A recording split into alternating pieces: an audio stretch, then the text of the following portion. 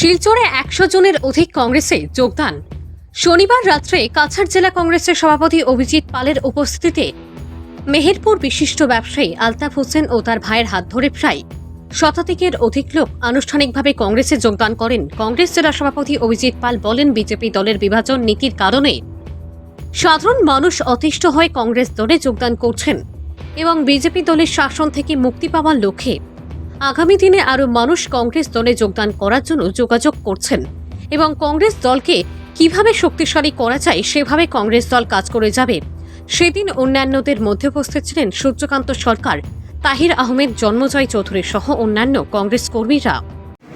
মেহেরপুর অঞ্চলের বিশিষ্ট ব্যবসায়ী আলতাফ হোসেন এবং তার ভাই প্রায় ১০০ লোককে নিয়ে ওনারা কংগ্রেস দলে যোগদান করেন।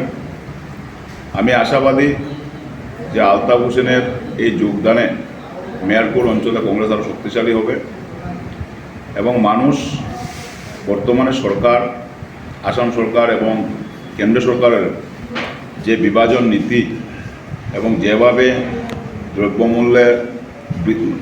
দ্রব্যমূল্য বৃদ্ধি, বেকারত্ব সমস্যায় মানুষ জর্জরিত, তাই মানুষ আবার কংগ্রেস দলের প্রতি আকৃষ্ট হয়ে কংগ্রেস দলে যোগদান, এখন প্রত্যেক দিন কংগ্রেস দলে যোগদানের জন্য অনেক মানুষ আগ্রহী প্রকাশ করছেন।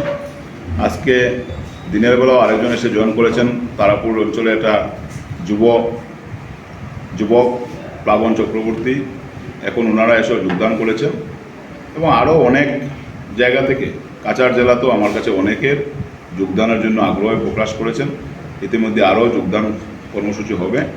মানুষ বুঝতে পেরেছেন, ভারতবর্ষের জনগণ, যে একমাত্র কংগ্রেস দলেই ভারতবর্ষের যে বৃহত্তম, ভারতবর্ষের জাতি, ধর্ম, বর্ণ নির্বিশেষে প্রত্যেককে নিয়ে কিভাবে এই দেশকে একটা সুন্দরভাবে, প্রত্যেকের মধ্যে যে ভাইচারা, প্রত্যেকের মধ্যে যে সুন্দর একটা পরিবেশ, সেই পরিবেশটা একমাত্র কংগ্রেস দলেই সম্ভব। কংগ্রেস দলেই সেটাকে ধর্মনিরপেক্ষ দেশ এবং ধর্মনিরপেক্ষ দলের যে চিন্তাধারার প্রতি মানুষ আকৃষ্ট হয়ে কংগ্রেস দলে যোগদান করছে।